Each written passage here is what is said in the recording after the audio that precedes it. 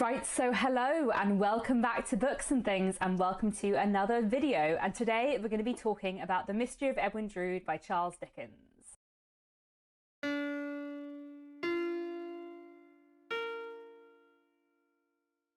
So before I say anything else, I'm using a new microphone today, like a little clip-on one. So I hope the sound quality is better and is good. I'm still getting used to this like clip-on plug-in microphone, so it might be that the sound is too loud for a few weeks until I get used to it, but hopefully the sound is in general better. It seems okay so far from my tests, but we'll see. I also have pre-filmed some stuff before getting this microphone that might come out after this, so the sound may not be consistently better, but you know, we'll get there. So over the last 2 years, I have been hosting the Mega Dickens Readalong. If you don't know what the Mega Dickens Readalong is or was, I will leave some links down below. But basically, it's been a 2-year read-along where we have been reading the novels of Charles Dickens in publication order, chronologically, starting with his first published novel, The Pickwick Papers, and finishing with his last unfinished book, The Mystery of Edwin Drood. It has been so much fun. It's not completely over because there is a Christmas Dickens read-along coming up in November and December. I'll leave links about that down below too. But the main Mega Dickens read-along is over, and I'm very sad that it's over, but I do have a massive ranking of all of Dickens's books coming up in a few days. I've already filmed it. It was great fun. But today we're not here to talk about all of Dickens. We're just here to talk about The Mystery of Edwin Drood. The first section of this video will be spoiler free, and I will let you know when I get into spoilery territory later on in the video. So before anything else, let's talk a little bit about what The Mystery of Edwin Drood is about. It is, as I said, an unfinished novel. Charles Dickens was writing it when he died. He got exactly halfway through the planned serialized parts, and it is so wonderful, and I'm so sad that it's not finished. It is the tale of a small cathedral city. We're following the character of Edwin Drood, who is a very young man, I think maybe in his very early 20s, possibly even in his late teens, and he has his whole life ahead of him. He's shortly to leave and go abroad to study and work to become an engineer, and he's engaged to a young woman called Rosa Budd. They've been engaged for a very long time, basically since they were children. Their parents kind of arranged the marriage, and then both their parents died, and they are engaged, but maybe they're not quite certain about the engagement and whether or not they really ought to get married. And then one night, Edwin Drood vanishes, and nobody knows what's happened to him, and nobody will ever know because the book is unfinished, although, you know, we can have some theories. So my kind of general thoughts on The Mystery of Edwin Drood is just that it's so good, and I feel like it's such a tragedy that it wasn't finished, because I genuinely think if Charles Dickens had finished this novel, it would be the greatest book of all time. Like, in my opinion, I would love it more than Our Mutual Friend. That's a very big statement, and maybe it's not true, and maybe in a way one of the reasons why I think so highly of this book is because it's unfinished, so like it can always be perfect in my head because there aren't any flaws that we know of, because we don't know what the second half is, if that makes sense. But I do just love it so much, and I do think it's amazing. It was so lovely and so heartbreaking to reread it. This was only actually my second read of The Mystery of Edwin Drood, and I hadn't read it since I was 18. And there were some things that I remembered really well, and some things I'd forgotten quite a lot. So that was really interesting. I listened to the audiobook narrated by Billy Howell, which was really good. I just think it's such a fantastic book. I feel like there are 2 reasons why I think it would be my favourite novel ever instead of Our Mutual Friend were it finished. I think one is just that it is genuinely like so fantastic. Like, I do think it's Dickens at his best. Like, the writing is amazing and the characterization is fantastic, and there's so many wonderful elements in it, and the mystery is so intriguing. But also it takes like a few of my favourite elements from Our Mutual Friend and explores them more. And my favourite thing that Dickens ever wrote, like my favourite plot thread that Dickens ever wrote, which is in Our Mutual Friend, there are elements of it revisited quite a lot in The Mystery of Edwin Drood, and I feel like for that reason I would love this book even more, and I would consider it like even more perfect than Our Mutual Friend had it been finished, but it wasn't, and it's very sad. Anyway, let's talk about the chronology here. It's interesting to think about The Mystery of Edwin Drood as Dickens's last unfinished novel, because it is actually quite different, and there's quite a lot of ways in which it feels like a bit of a departure for Dickens. There is a slight shift in the writing style in The Mystery of Edwin Drood. There's a lot more use of the present tense than we see in the previous few books. Charles Dickens kind of experiments with present tense quite a lot in his books. Bleak House is the one where it's used the most, so sort of half of Bleak House is Esther's first person past tense narrative and half is third person present tense. Charles Dickens also uses present tense in some chapters in Our Mutual Friend, and for like a few scenes here and there in David Copperfield and Dombey and Son. There's probably some others I've forgotten too, but he does make use of the present tense here and there quite a lot in interesting ways, but he uses it a lot in The Mystery of Edwin Drood. Like, a lot of the scenes are in present tense, and I do feel like there is a slight shift in the writing style, which is really interesting because we never got to see where he was going with that. And it's definitely like a more thorough crime mystery novel than a lot of his previous books. Like, Dickens has definitely always been interested in crime and mystery.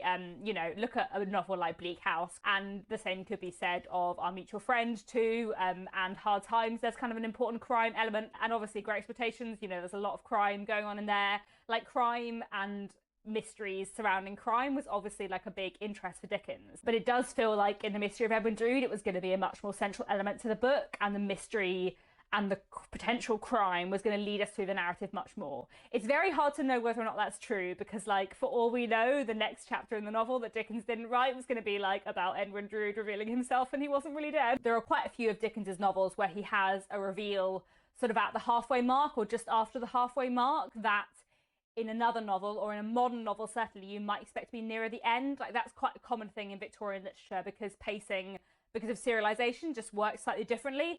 So it's possible that maybe there would have been a big reveal like in the next installment that he didn't get to write, that would have shifted how the narrative was going. But it definitely feels like, from what we have, that it's more of a crime/mystery novel, more solidly in that kind of area than his previous books. And it's really interesting to think, like, if Dickens had lived several more years, would he have written a lot of other books that were more crime and mystery? Like, if he had lived further into the 1870s, 1880s, when sensation fiction was really established and the detective story was kind of coming into being, would he have written more crime novels? It's really fascinating to think about. You know, Dickens was only 58 when he died. Like, he could have lived another 20, 30 years.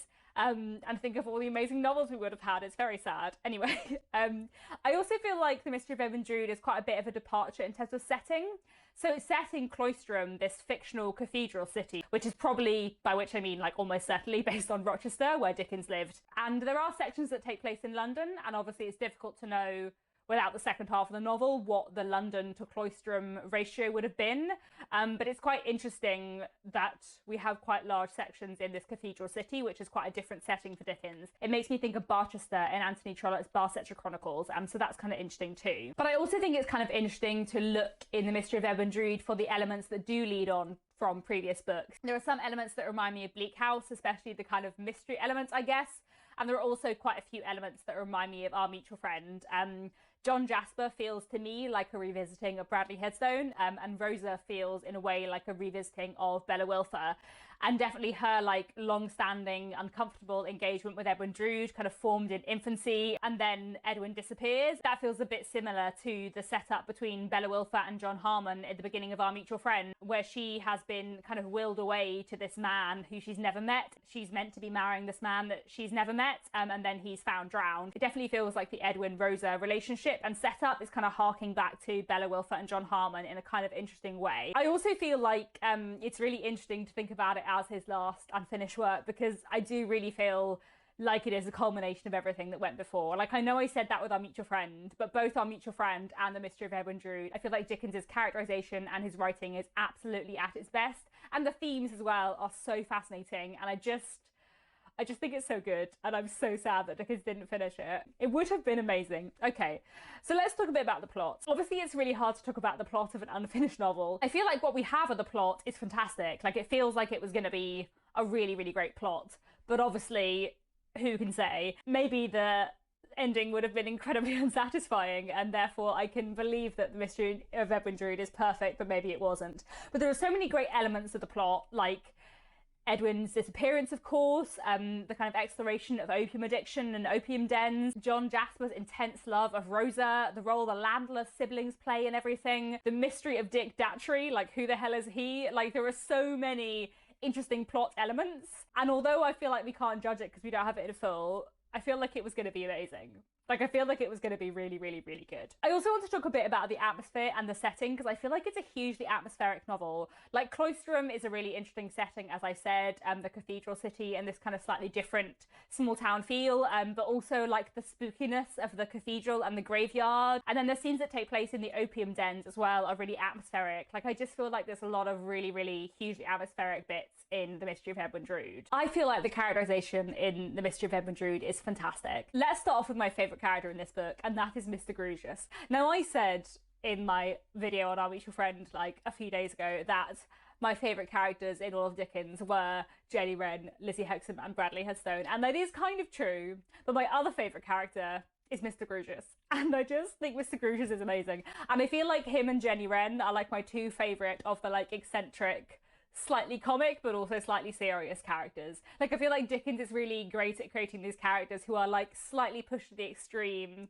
but also feel really human, and I just love Mr. Grewgious so much. Like, every time he's like, I'm such an angular man, I just really love him. He feels to me like an evolution of Jarvis Lorry from A Tale of Two Cities. Mr. Grewgious is just fantastic. He is Rosa's kind of guardian, and he's this lawyer who is very sort of like angular, as he says. He's very kind of serious and unemotional and pretends that he knows nothing of emotions and doesn't understand anything of emotions, and he's meant to speak in this kind of like complete monotone all the time, but you also know that he has this like deep heart beneath him, that he really cares about Rosa, that he was deeply in unrequited love with Rosa's mother once upon a time, and you do see a bit of his inner life, and he's just so lovable and so funny but also so heartfelt, and he is the highlight of The Mystery of Edwin Drood. Obviously he's not like the main character, and there's so many other amazing characters too, but Mr. Grewgious, what a highlight. I had completely forgotten him since the last time I read it, and I don't know how, because he is now up there in my favourite Dickens characters ever. I should do a Dickens character ranking. I should definitely do that in the next few months. I don't think I've done that before on my channel. Anyway, the other characters who are great in The Mystery of Edwin Drood. John Jasper is fantastically drawn, terrifying, but fantastically drawn. Rosa Budd, I really like. I think she's quite interestingly drawn too. She kind of reminds me in some ways of Bella Wilfer in Our Mutual Friend. Rosa is really, really interesting, and I also feel like she's a really interesting character in terms of the different ways that different characters view her, and also how Rosa kind of struggles to assert her own identity in amongst all these different people who view her in different ways. Like, I feel like that's all really interesting. I find Edwin Drood a really interesting character. I don't really like him that much, but I kind of don't think we're meant to. There are definitely some times when he is quite awful, sometimes to Rosa, sometimes to Neville, and you definitely get this impression that just before his disappearance he is starting to have a bit of character development and starting to improve, and then he vanishes. And obviously we don't know, because the novel isn't finished, whether he's dead and never got the chance to become a better person, or whether he's going to turn up at the end having gone on a character journey and had an arc and had a lot of development. We just don't know. We'll never know. But I do find him a really interesting character. And there's also Helena and Neville Landless, who are both really, really interesting characters. And I think it's kind of interesting as well to see how Dickens looks at prejudice and racism through them. I'm going to talk a bit more about this later, but I think the suggestion is definitely that they're mixed race. They have come to England from Ceylon, Ceylon at the time, now Sri Lanka, and they're described in physical appearance as both very dark and very rich in colour. There's definitely like some stereotypes and Victorian racism involved in their presentation, but I also think that they are both presented very sympathetically, and they're both quite interesting. I'm going to talk a bit more about them in the spoilery section. And obviously it's difficult to know like what Dickens was going to do with their stories in the second half, but I do think Dickens draws them both as sympathetic characters, even if there is some like prejudice tied in with that. I also think he is trying to criticise the prejudice that other characters have towards them, which is, you know, something you see a lot in Victorian literature. I think there are a lot of Victorian novelists who try to criticise racist attitudes of the time and try to criticise imperialism, colonialism, and whenever they do that, like, there's always racism baked into that because of the time they were writing and because of the biases their society fed them. I find Helena a really interesting character because I feel like she's presented as being really kind of brave and strong. In a way, she kind of reminds me of Lizzie Hexam in Our Mutual Friend, and I feel like the dynamic between her and Rosa is definitely a bit like her as Lizzie and Rosa as Bella. And we also see that she is like the steadying force of the two siblings in a way that kind of makes me think of Lizzie and Charlie Hexam, although Neville is obviously far superior to Charlie Hexam in every way, much better brother, values Helena much more. There's this really interesting bit where Neville is talking to Mr. Crisparkle about their former lives, and he talks about all the times they ran away from home. When we ran away from it, we ran away 4 times in 6 years, to be soon brought back and cruelly punished. The flight was always of her planning and leading. Each time she dressed as a boy and showed the daring of a man. And we get the impression from that, I think, that Helena is a sort of like stronger force of character of the two. The dynamic between them is really interesting, and I wish we had got to see how their stories would have gone. I also wanted to talk briefly about Mr. Crisparkle, because I find him quite interesting. I like him, and he's a sort of curious character because we sort of don't know what direction he would have gone in. Like, I think he is definitely a very good person, but whether he is good in like Mr. Jarndyce kind of way, or whether he is more of like the youthful, possibly even a romantic hero, is hard to tell. Like, I think he's said to be about 35, so he could kind of go like either way in terms of a Dickens role. And I think he is definitely meant to be like the sort of moral centre of the book, which I think is one of the reasons why I think we know that we are meant to be very sympathetic with Neville, is because Mr. Crisparkle is.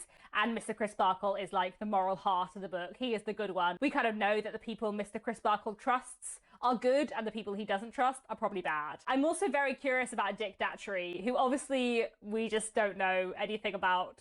Who was he and who would he have been? We don't know, but he's kind of fascinating. I like Mr. Tartar. I'm sad we don't get to see more of him. I love Deputy. Deputy is hilarious. One of Dickens's great eccentrics and one of his great wild children. Deputy's behaviour is so weird, but I love him so much. I find him fascinating. Durdles is really interesting. What was his significance going to be? Princess Puffer was so interesting. Like, there's some wonderful Dickensian kind of eccentrics in The Mystery of Edwin Drood, and just so many amazing characters. And now we are coming to the themes. I don't have too much to say without spoilers, but I did quickly want to go over some of the main themes, and then I will go into spoilers and explore them more. I feel like love and marriage and like obsession and unrequited love as well, these themes are all very much present within The Mystery of Edwin Drood. We have the interesting dynamic set up between Edwin and Rosa. We have Jasper's obsession with Rosa.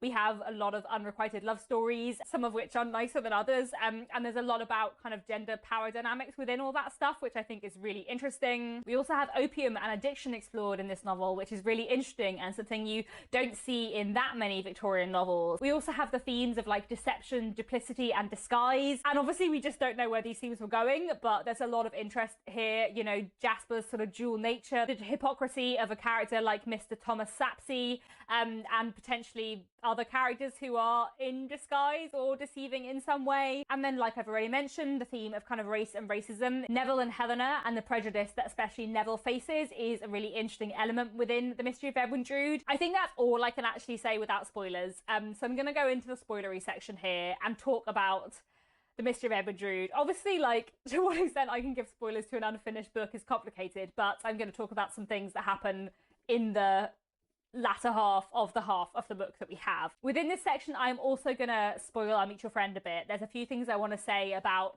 kind of comparing the two books. I think I will just put something up on the screen like when I have an I'll Meet Your Friend spoiler, rather than say it every time, because I have a few things I want to say about I'll Meet Your Friend, and also I feel like you're unlikely to have read The Mystery of Edwin Drood unless you've already read I'll Meet Your Friend, because I feel like you're most likely to read Dickens's unfinished novel if you're a Dickens completionist and have already read all his finished books. I may be wrong about that, in which case I apologise, but I will put something up on the screen. So first off, let's talk about love, obsession and marriage within The Mystery of Edwin Drood. And first off, let's talk about Edwin and Rosa. I feel like there is a really interesting setup between Edwin and Rosa here.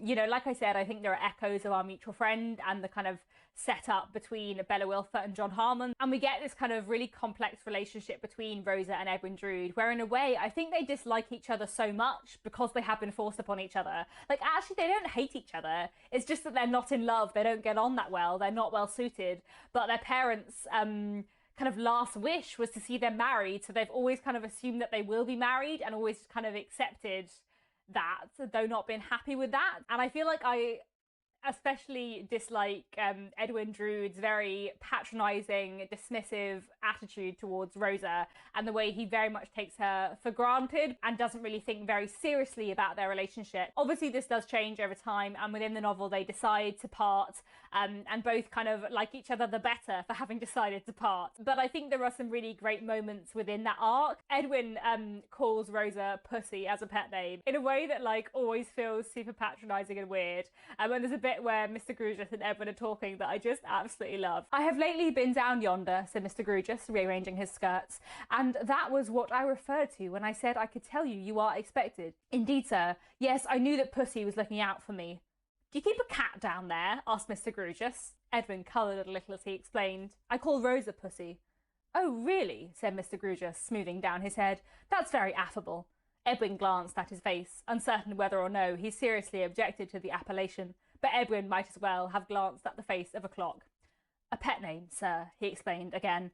"Oomph," said Mr. Grugis with a nod, but with such an extraordinary compromise between an unqualified assent and a qualified dissent that his visitor was much disconcerted. But then the next time Edwin meets Rosa, we have this line: "I hope I am not ungenerous to you, Rosa." He called her Pussy no more. Never again. I feel like that moment where Edwin is talking to Mr. Grugis, and Mr. Grugis, without saying anything, just makes Edwin realise how silly his pet name for her is, and also maybe makes him realise that he has been like infantilizing her, making a pet of her, and diminishing her importance and her value as a person in his mind. And I love that moment and that shift so much, because I feel like one of my issues with Dickens' depiction of women often is that, especially in his early novels, but in some of his later novels too, like there is this kind of patronising and slightly infantilizing attitude towards women. And that's a strain you see a lot in Victorian literature, and you know, sometimes it's hard to separate like a phrase we now consider really infantilizing with a phrase that maybe wasn't considered so at the time. I've lately read quite a lot of Victorian books where all the men talk about women like who are like 20 as little girls, and it just feels so creepy. But I think that's because now if you say little girl, you mean a child. But maybe if you said little girl in the Victorian period, you didn't mean a child. Anyway, in general, I feel like sometimes Dickens can be a bit infantilizing about the female characters, especially in his earlier books. I think that's really improved by his later books, but there is sometimes still a strain in it. You know, within Our Mutual Friend, like, I don't think Lizzie is ever infantilized, but Bella sometimes is a little bit. But within The Mystery of Edwin Drood, it's like suddenly Dickens got it. And when Mr. Grugis just is so non-committal but also so judgmental of Edwin, I feel like Edwin suddenly realises that he hasn't been viewing Rosa as a person in the way that he should. Like, he has just never viewed Rosa as a person who is worthy of equal consideration with himself, and suddenly Edwin gets it, and it's like Dickens kind of got it too, and it's kind of lovely. Anyway, that was a tangent. Rosa is a really interesting character, and as I said, I feel like she feels a bit like Bella in Our Mutual Friend, partly because there is that sort of like childish depiction, but also you get a sense that that is something she is trying to fight against, that everyone puts on her. I really like Rosa's friendship with Helena, and like I said, it kind of reminds me of the dynamic between Bella and Lizzie in Our Mutual Friend, or maybe what the dynamic between Bella and Lizzie would be if we got to see more of their friendship. I think we only actually see Lizzie and Bella together in like one scene, whereas obviously Helen and Rosa are together a lot more. I do kind of wonder who Rosa's ultimate love interest would have been if The Mystery of Edwin Drood would have been completed. Obviously there is a chance that Edwin might not actually be dead, and then he might come back at the end of the novel, but even if he did, I don't think him and Rosa would end up together. I think the impression is that Mr. Tartar has been introduced to be Rosa's love interest. Like, definitely Rosa seems quite enamoured of Mr. Tartar, and he's been in the Navy, and suddenly she's very excited to hear lots of stories about the Navy. The speculation that we have from like Dickens's contemporaries and friends from like maybe what hints he had dropped is that Rosa was going to end up with Mr. Tartar, and that Helena was going to marry Mr. Crisparkle at the end, which seems fairly plausible from the story that was given. I'm going to talk a bit more about kind of theories later, but I did just kind of want to talk about that in terms of Rosa's love story. But of course we have lots of unrequited love in this book to talk about. This is a big theme within this novel.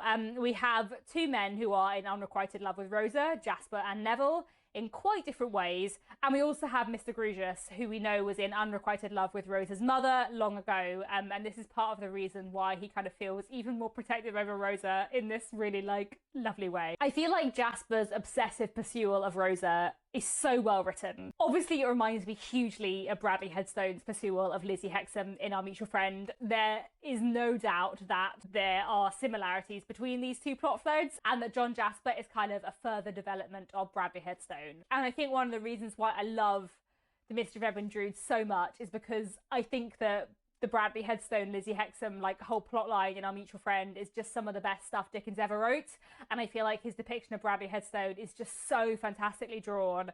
And here in The Mystery of Edwin Drood, it's like the central plot rather than one of many plots. Like, Jasper's pursual of Rosa is sort of like Bradley's pursual of Lizzie, but like ramped up even more. And there are so many like fantastically written, terrifyingly grim moments within this plotline.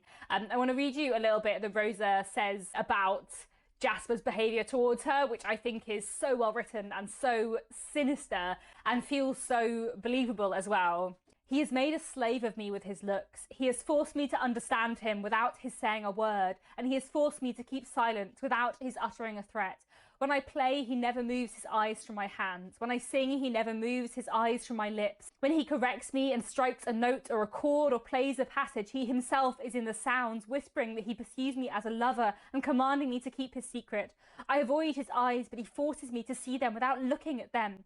Even when a glaze comes over them, which is sometimes the case, and he seems to wander away into a frightful sort of dream in which he threatens me most, he obliges me to know it and to know that he is sitting close at my side, more terrible to me than ever. It's so grimly written, and it feels such a real reaction that Rosa has, that she completely understands him, but because he has never said a word, she kind of can't do anything about it. Like, that almost makes it even worse for her, because Jasper is harassing her, but if she tried to say this to anyone, they wouldn't believe her because she has no concrete evidence. It is all in his manner towards her, and I feel like that just feels so believable and real, and it's written so well. And then we have the scene where Jasper proposes to Rosa in the most like absolutely terrifying way. I think one of the most like horrible things about this scene, and one of the most amazing like clever things about the scene, is like his physical manner towards her, because we know that he knows there are windows overlooking them, so he talks to her in this wild, horrible, threatening, harassing way while standing in a completely normal manner, so that anyone observing them would not know what's going on. And I think that kind of feeds in, you know, with the theme of duplicity, which we're going to talk about later, but also with this idea that Jasper harasses her in a really clever way so that she cannot get help, which is so sinister, and I think it's fantastically written. Rosa, even when my dear boy was affianced to you, I loved you madly. Even when I thought his happiness in having you for his wife was certain, I loved you madly. Even when I strove to make him more ardently devoted to you, I loved you madly. Even when he gave me the picture of your lovely face, so carelessly traduced by him, which I feigned to hang always in my sight for his sake, but worshipped in torment for yours, I loved you madly. In the distasteful work of the day, in the wakeful misery of the night, girded by sordid realities, or wandering through paradises and hells of visions in which I rushed, carrying your image in my arms, I loved you madly. And later he says, how beautiful you are. You are more beautiful in anger than in repose. I don't ask you for your love. Give me yourself and your hatred. Give me yourself and that pretty rage. Give me yourself and that enchanting scorn. It will be enough for me. I love you, love you, love you. If you were to cast me off now, but you will not. You would never be rid of me. No one should come between us. I would pursue you to the death. It's so intense and horrible, but in such an incredible way. And I feel like the implication within the half of the Mystery of Edwin Drood that we have, you know, without actually knowing the end, is that Jasper has potentially killed Edwin, or at least tried to kill him out of jealousy over Rosa. In that last chapter that we have, The Dawn Again, when he is talking to Princess Puffer, as Deputy calls her, when he is, you know, high on opium, and he talks about this journey that he went on often in his dreams, but actually one day went on in real life. Like, the suggestion is very much that he's talking about murdering Edwin, that he murdered Edwin over and over again in hallucinations and while on opium, and then actually did so one night. Like, that is very much the suggestion, and that obviously reminds us a lot, doesn't it, of Bradley Headstone's attempted murder of Eugene Wrayburn in Our Mutual Friend in a jealous rage over Lizzie Hexam. And I just feel like that thread is written so well. And like I said, it is taking, you know, the best plot thread in my favourite novel, Our Mutual Friend, and making it kind of even more centre stage in The Mystery of Edwin Drood. And I just wish this book was finished. I also think it's really interesting to look at Jasper's unrequited love for Rosa in comparison to the various other unrequited loves we have within the novel, because obviously, like, Jasper's love for Rosa is sexual obsession, really. It's not love, is it? It's so controlling and possessive, and it's so filled with this desire to control her life. And then we compare that to Mr. Grewgious's unselfish love from a distance for Rosa's mother, or the impression that we have of that. We don't know too much, but there's that bit where after Mr. Grewgious has given Rosa's mother's ring to Edwin to give to Rosa, he feels quite sad about it now. He has this moment where he reflects to himself in this beautiful little scene. I wonder, for the 10,000th time, and what a weak fool I, for what can it signify now? Whether he confided the charge of their orphan child to me because he knew, good God, how like her mother she has become. I wonder whether he ever so much as suspected that someone doted on her at a hopeless, speechless distance when he struck in and won her. I wonder whether it ever crept into his mind who that unfortunate someone was. And then he says to himself, unlikely someone new to come into anybody's thoughts in such an aspect. There, get to bed, poor man, and cease to jabber. I love Mr. Grewgious so much. But that line where he says, someone doted on her at a hopeless, speechless distance, that description of unrequited love is so very different from Jasper's love.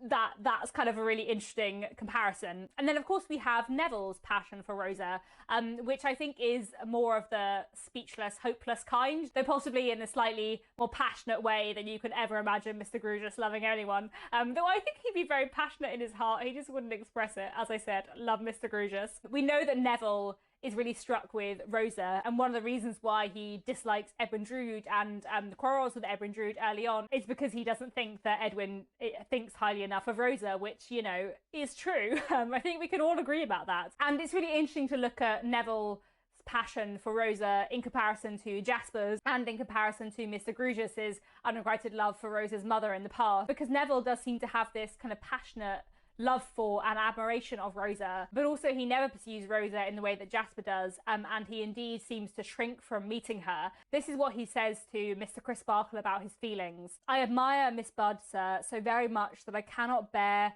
her being treated with conceit or indifference, and even if I did not feel that I had an injury against young Drood on my own account, I should feel that I had an injury against him on hers. Husband or no husband, that fellow is incapable of the feeling with which I am inspired towards that beautiful young creature whom he treats like a doll. I say he is as incapable of it as he is unworthy of her. I say she is sacrificed in being bestowed upon him. I say that I love her and despise and hate him. And so I feel like Dickens looks at unrequited love through Neville and Jasper in a really interesting way, but also the very, very different ways these two characters behave and act about their unrequited love shows you the very different characters of these two men, and shows you what a better person Neville is than Jasper.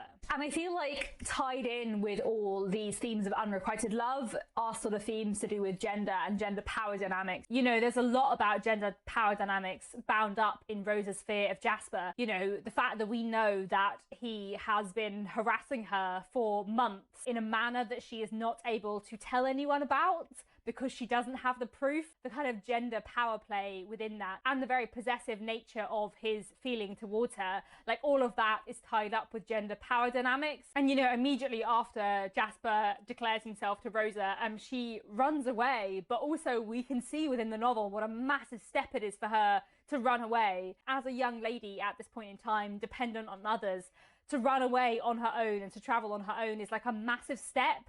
And she has so little power because she has so little independence.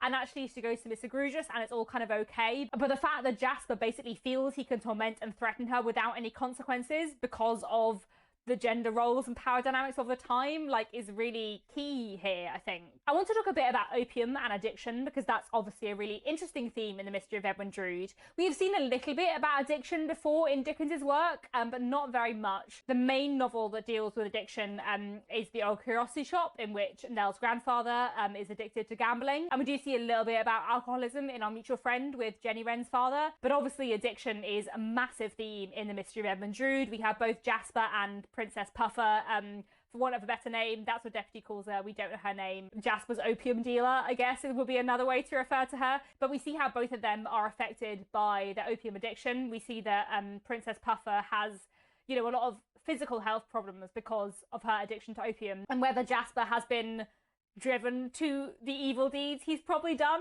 by opium, we're not really sure. The first chapter of The Mystery of Edwin Drood starts in an opium den, which is fascinating for Dickens. I feel like the only other opium dens I've read about in Victorian literature are in the Sherlock Holmes stories by Sir Arthur Conan Doyle, which are from a little later on in the Victorian period, and it definitely feels in The Mystery of Edwin Drood like Dickens has suddenly come into the late Victorian period, and there is like a big shift in tone and setting and themes from like his really early novels, which I think both reflects like Dickens's growth as an author, but also like the different time period he was writing about. The very last chapter of The Mystery of Edwin Drood, we see what is potentially a confession from Jasper, or definitely a hint that he killed Edwin Drood while he is under the influence of opium. And I think there's a few possibilities here. Is the implication that he only knows that he killed Edwin Drood when he's under opium? Is he actually not fully aware of that the rest of the time? Or is it possible that he didn't actually kill Edwin, but he believes he does because he has so often thought about doing it while kind of having hallucinations under the influence of opium? The very first chapter, The Dawn, and the very last chapter that we have, The Dawn again, weirdly symbolically fitting that that was the chapter that Dickens wrote before he died. Those two chapters both look really interestingly at opium taking. Princess Puffer too is a really interesting character in light of addiction, I think, because she is much more sympathetically drawn than Jasper, and it seems towards the end of the half that we have that she has come to Cloisterham in order to track down John Jasper and bring him to task for the murder, and maybe she's come there to blackmail him rather than like unmask him and get justice for Edwin. But I kind of love the idea that this struggling opium addicted woman might have been like pivotal to the solving of the crime. I also quickly wanted to mention Durdles, who definitely seems to be an alcoholic. We don't see that much of Durdles, and I kind of feel like I don't understand his role in the story without having the second half, or without maybe reading it another couple of times, but he's quite an interesting figure too in light of addiction. I wanted to briefly talk about religion, because I think it's quite an interesting theme in Edwin Drood. We have, you know, this cathedral city and a lot of characters involved with the church. Jasper is this choir master who sings in the cathedral, but is actually leading this double life and doing a lot of things that would not be considered in keeping with his position within the church. And you can compare that to Mr. Crisparkle, who is also involved in the church and is a genuinely very good man. I also want to talk a bit about the themes of race and racism and prejudice within The Mystery of Edwin Drood, because I do think that is very prevalent. I think the suggestion is definitely that Helena and Neville are half Sri Lankan, half British. Neville says that they lived with a stepfather there. Our mother died there when we were little children. We have had a wretched existence. She made him our guardian, and he was a miserly wretch who grudged us food to eat and clothes to wear. This stepfather of ours was a cruel brute as well as a grinding one. It is well he died when he did, or I might have killed him. Reading between the lines, I think the implication is that their mother was a white British woman who went to Sri Lanka. Because Neville says our mother died there, that kind of suggests that she wasn't from there. I think the suggestion is that their mother met a Sri Lankan man, had 2 children with him, and then afterwards married their stepfather, who was white, and one of the reasons why he treated them so cruelly was because they were half Sri Lankan and he was racist. Like, I think that is the implication there. I would also suggest that their surname, Landless, may just be one of those incidences of Dickens, you know, giving a fitting name to 2 people who are kind of dispossessed and feel like they have nowhere to go. They have grown up with this horrible stepfather, then been handed over to Luke Honeythunder, who's not very nice, and finally they have met Mr. Crisparkle, and maybe they will find someone to have a home with. So Landless kind of suggests that lacking in land, lacking in a home. But it also kind of feels like a name that might be given to 2 illegitimate children within the Victorian period who don't have the right to another name, if that makes sense. That would be my inference of what their background is from what Neville says. The way they are described definitely makes it sound like one of their parents was from Sri Lanka. The physical description we get of them when they're first introduced is an unusually handsome, lithe young fellow and an unusually handsome, lithe girl, much alike, both very dark and very rich in colour. And they're definitely the sort of characters of colour who have the most prominent role within Dickens. And we also have this bit where Edwin is really racist to Neville. So Neville and Edwin are kind of starting to argue with each other, and Neville says, "Your vanity is intolerable, your conceit is beyond endurance. You talk as if you were some rare and precious prize instead of a common boaster. You are a common fellow and a common boaster." "Pooh-pooh," says Edwin Drood, equally furious but more collected. "How should you know? You may know a black common fellow or a black common boaster when you see him, and no doubt you have a large acquaintance that way, but you are no judge of white men."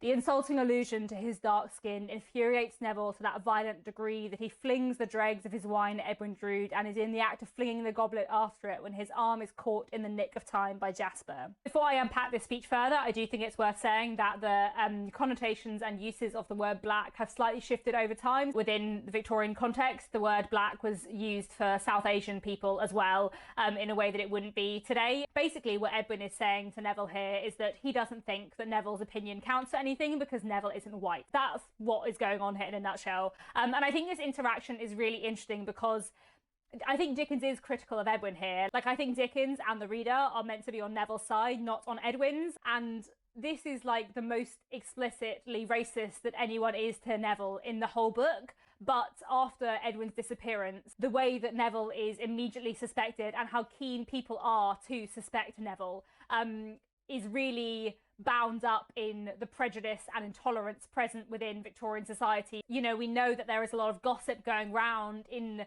Cloisterham about Neville and his role in Edwin's disappearance, that Jasper is kind of stirring up. And I think the suggestion is very much that people within Cloisterham are all the quicker to believe that Neville is guilty because of the colour of his skin. And it's kind of all the more interesting and grim because I think the suggestion is that Jasper has planned it out this way. There is a suggestion, a very firm suggestion I think, I'm pretty certain that this is the case, that the night Edwin and Neville argue, Jasper has spiked their drinks to get them a lot drunker in order to basically prompt a row between them in order to start framing Neville for Edwin's murder already. He has planned this for a long time. His plan has always been to frame Neville, which actually definitely goes against my wild thought that maybe he doesn't know that he's killed Edwin except when he's under opium. I don't think that's true because I think he's actually planned it really carefully, and I think he always plans to frame Neville, and he basically plans to use social prejudice and racism in order to help him frame Neville, which is so horrible. But feels really believable of Jasper as a character, being a generally horrible character as he is. So all of that stuff is really grim, but I think it's really, really interesting and kind of looks really interestingly at the prejudice towards someone like Neville at this point in time. And I do think that Dickens makes it very clear within the novel that Neville is not the person who killed Edwin, if indeed Edwin is dead. Dickens leaves you pretty much in no doubt that Neville is innocent. And we kind of both know this through the way everything is written, but also because Mr. Crisparkle believes Neville is innocent, and Mr. Crisparkle is sort of the moral heart of the book, as it were. It would have been really interesting, I think, to see where the character of Neville went in the rest of the novel, and how Dickens was going to use the rest of the novel and Neville and Helena's characters to look at the racism present within Victorian society. I feel like it's a really, really interesting element of the novel, which is not to say that there isn't any prejudice or stereotyping present in Neville's character.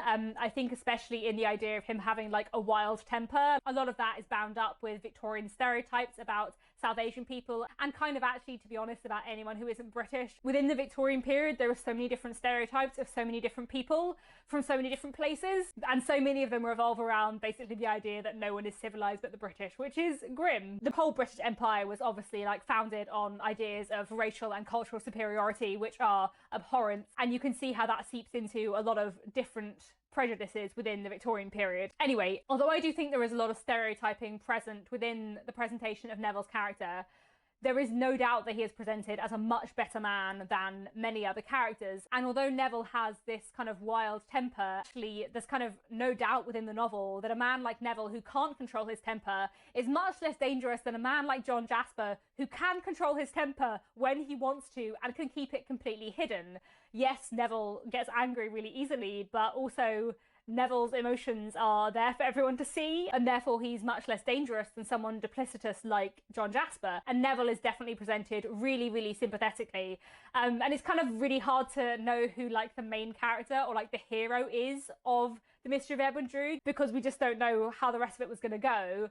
But in a way, I feel like the two heroes we have are Mr. Crisparkle and Neville. And, you know, maybe if Dickens had finished it, he would have actually revealed that Neville was guilty in a really racist way. But I really, really don't think that is what Dickens was going to do. I really feel like 99.9% sure that is not where the book is going. The other theme I want to talk about in The Mystery of Edwin Drood is like deception, duplicity, and disguise, I guess. I so wish we knew where the book was going, but there's so much of interest here. You know, we have this theme kind of set up with like the hypocrisy of a man like Thomas Sapsea, and then we also have John Jasper's kind of dual nature, how he is this respectable choir master by day, but he is also an opium addict and this harasser of Rosa. He probably killed or tried to kill Edwin Drood, although we're not completely certain, and I'm pretty sure that he spiked Edwin and Neville's drinks in order to make them argue with each other. And the way he pursues Rosa is absolutely terrifying, and I think one of the most terrifying things about it is how much he hides it, and how much he hides all the darker elements of his character and pretends that he is this perfect, respectable person. I know I've said this already, but I feel like there is nothing quite so sinister in any book I've ever read as Jasper harassing and threatening Rosa in the most horrible way, while assuming a perfectly natural pose so that anyone who looks out the window will think they're just having a conversation. It's so, like, carefully crafted and so horrible. He really reminds me, of course, of Bradley Headstone in Our Mutual Friend, but I think he's a cleverer, wilier, more evil Bradley Headstone. But again, we have this idea of this sort of like respectable surface and something burning and simmering beneath it. Another way the theme of disguise comes into this novel is potentially in the character of Dick Datchery.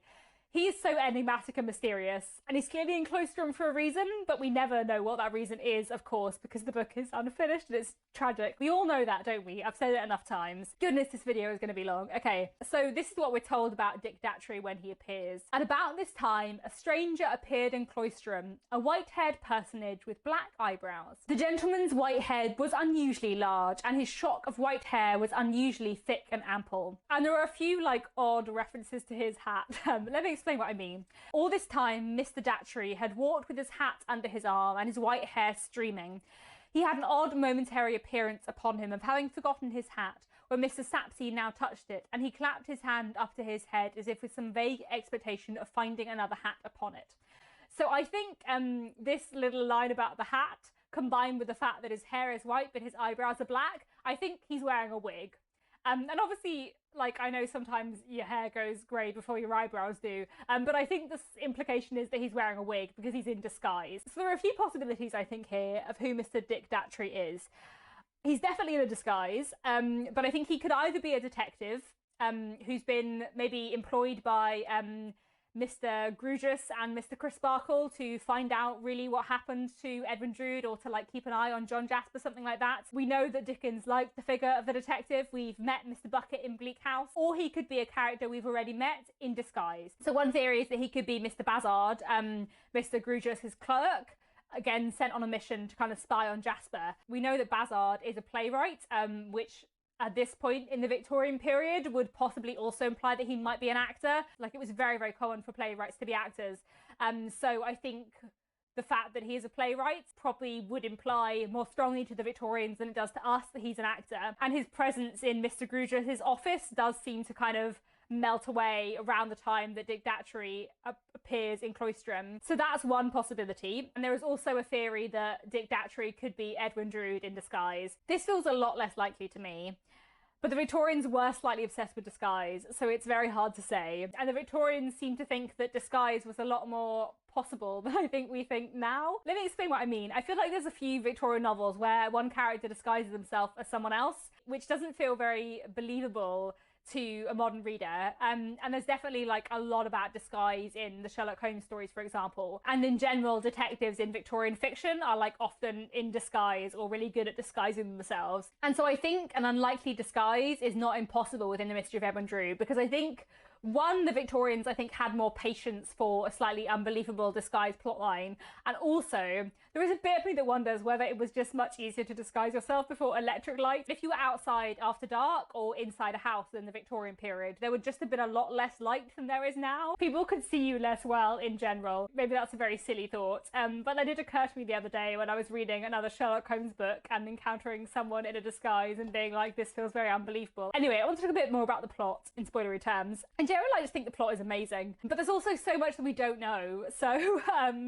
how can we know how good the plot was going to be? But there's so many interesting elements and great moments in the plot. You know, Edwin's disappearance, the way Neville is seized after Edwin's disappearance, Jasper's terrifying pursuit of Rosa, her flight to London, Jasper's watching and like stalking Neville in London in such a sinister way, and then Dick Datchery in his role. Like, I know that would have been a great element of the plot, but I don't know how. And you know, at the very end of what we have Princess Puffer following Jasper to Cloisterham. What was she going to do there? Was she going to blackmail him, or was she going to expose him? There's just so many like great moments, and we just don't know what's going to happen. So I want to talk a bit about like theories of the ending. So first, I think let's look at some of the unanswered questions we have. So of course the main one is, what happened to Edwin Drood? Is he dead or alive? And if he's dead, who killed him? And if he's alive, why hasn't he come forward? Another big question, of course, is who is Dick Datchery? We just don't know. Another question will be, what is Durdle's role, and what exactly did Jasper do that night when they like went around the cathedral together and he gave Durdles even more alcohol than usual to kind of make sure that Durdles couldn't tell what he was doing? I kind of think that maybe if I reread that scene like 3 times, I might be able to have more information about it than I do now, but I couldn't quite work out the significance of that, but I feel like it must be significant. And then, of course, another big question, because it's a Dickens novel and he loves to end his novels with many marriages, is who would end up with who? So I have some theories.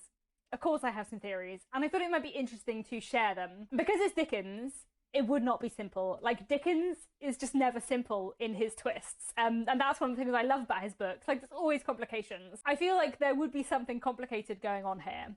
In the final chapter that we have, The Dawn Again, we have a near confession from John Jasper that he killed Edwin, or at least that he thinks he killed Edwin. That is what we seem to get from that chapter, is that Jasper talks of this journey that he went on many times in his mind, and then one day went on properly with a companion. And within the scene, it is very clear that he is talking about having thought a lot about killing Edwin and then finally doing it. Now, I don't think that just because this confession-ish comes halfway through the novel, that means it didn't happen, because, as I have said before, I think Dickens does often have a reveal halfway through, and that is a common thing within Victorian literature. I feel like that's a lot less common in modern novels, but because of serialization, I think to have a big twist at the sort of halfway mark or just over halfway was very common in the Victorian period. However, because it's Dickens, I don't think it would be that simple. I don't think that Jasper just murdered Edwin Drood and that's the solution. I think there is something else going on. My personal theory about what happened / would have happened is that Jasper tried to kill Edwin, but was under the influence of opium at the time, not fully aware of his actions, and didn't actually manage to kill Edwin. But he doesn't realise that. He thinks he killed Edwin, but actually Edwin lived. Edwin escapes injured but alive, and I think either is so horrified by his beloved uncle having tried to kill him that he runs away immediately and kind of puts as much distance between himself and Jasper as possible, or that he has been injured and is ill to the extent that he has lost a lot of his memory and doesn't actually remember who he is or who attacked him, which I know may feel like less believable, but I feel like that would be really Dickensian. Like, I feel like that would be a very Dickens thing to do, that Edwin Drood hasn't come forward after all this time because he's lying like unwell in bed somewhere, like has no idea who he is and just has like a few scattered memories. I feel like that would be a super Dickens thing to do. Then I reckon that Dick Datchery is probably a detective hired by Mr. Grewgious and Mr. Crisparkle to look into Edwin's disappearance and clear Neville. And I reckon that in the second half of the novel, Dick Datchery would manage to gather evidence from many people, including Princess Puffer, and then be able to arrest John Jasper for the murder of Edwin Drood, clearing Neville's name. And then I think before John Jasper is taken to trial, Edwin would like return, having recovered some of his memories, and then John Jasper, instead of being hanged for Edwin's murder, would be sent to prison and would become really repentant and probably die in prison. That is probably what Dickens would do, I think. And then I think Rosa would marry Mr. Tartar at the end. I think he definitely seems to be introduced as her love interest. And I think probably Helena would marry Mr. Crisparkle. I think there's a chance Dickens might have made Helena marry Edwin if Edwin had come back alive. You know, we have this suggestion early on in the novel that Edwin maybe admires Helena a fair bit, and I feel like that kind of wouldn't be there for no reason at all, but I also feel like Edwin is not nearly good enough for Helena. I kind of like the idea that Edwin could come back to life, as it were, declare his love for Helena, and she'll be like, actually, I don't really like you, you're really horrible, and you're really mean to my brother, but I might marry Mr. Crisparkle instead. It's a Dickens novel, so Helena would almost certainly marry someone at the end, but I would rather she marry Mr. Crisparkle than Edwin Drood, because I don't like Edwin Drood, but I do think he is probably alive, but I think Jasper tried to kill him and didn't actually succeed. Those are my theories. I have found it really fun to read other people's theories on Discord. Let me know if you have any theories, because this is kind of fascinating for me. I also wanted to briefly talk about the 2012 miniseries and their theories and their ending. So if you don't want to be spoiled for how that miniseries ends the story, then I'll, you know, put up a notice on the screen and take it down when I've finished talking about that. They did something quite interesting in that miniseries where Jasper thinks he's killed Edwin Drood, but actually he didn't kill Edwin Drood, young Edwin Drood, who we know. He actually killed old Mr. Edwin Drood's father, who wasn't actually dead, but had come back to Cloisterham to see his son, and then John Jasper killed him thinking he was his son, which is very silly, but very Dickensian. I feel like that is exactly the kind of thing Dickens would have done. In that version, it's Bazzard who is Dick Datchery, and Helena and Mr. Crisparkle do end up together. I think they cut Mr. Tartar. But the other thing they did in that version, which was interesting, is that they made Helena and Neville turn out to be Edwin's half siblings, which at the time I was like, no, that's not possible, because Edwin obviously fancies Helena in the early parts of the book, and a Victorian novelist would never make someone fancy someone who was actually their sibling. And then I read another Victorian novel in which someone was deeply and passionately in unrequited love with someone who turned out to be her brother, and I was like, well, I no longer feel certain that Dickens wouldn't have done that. I don't think Dickens would have done that. This wasn't in a Dickens book. But having read that book and its weird, unrequited, incestual love, I no longer feel as confident as I did that that wouldn't have been a Dickens plot point. But it still feels unlikely to me. I don't think I agree with that ending, but I feel like the ending of actually John Jasper killed Edwin Drood, but Edwin Drood Sr., not Edwin Drood Younger, I feel like that felt very Dickensian to me, and it felt the right level of complexity for a Dickens ending. Is there anything left to say about the Mystery of Edwin Drood? I just think it's so good, and I think it's so sad that it isn't finished, because I just feel like it would have been the best book ever. In a way, though, there is a bit of me that feels like I think that because it's unfinished. Like, it can always be perfect because it's unfinished. Maybe the ending would have been unsatisfying. Maybe Dickens would have done something I didn't love.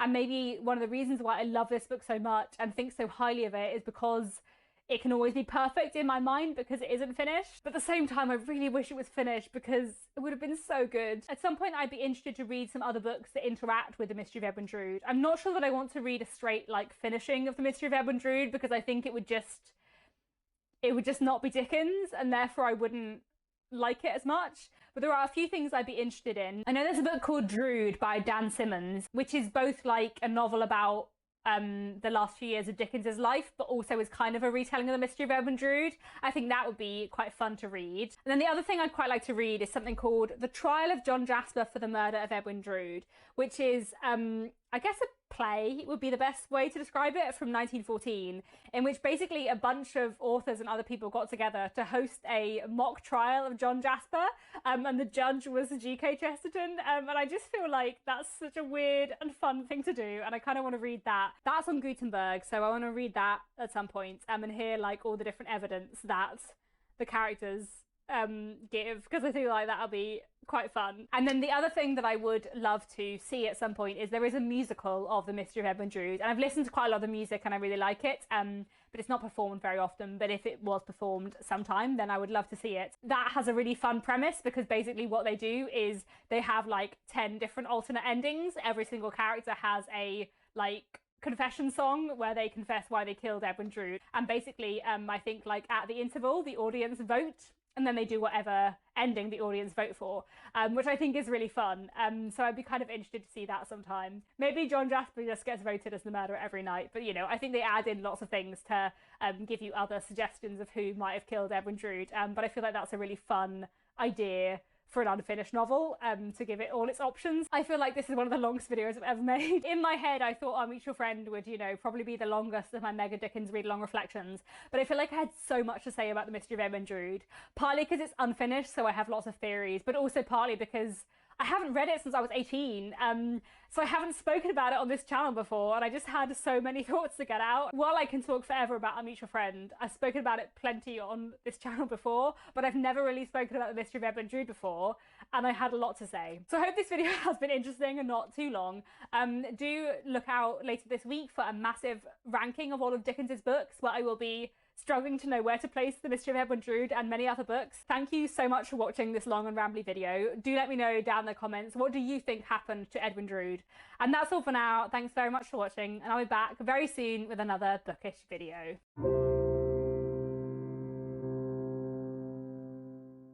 I have many things to say about the characters in Our Mutual Friend. That's the wrong book. So let's talk about love, marriage, and obsession within Our Mutual Friend.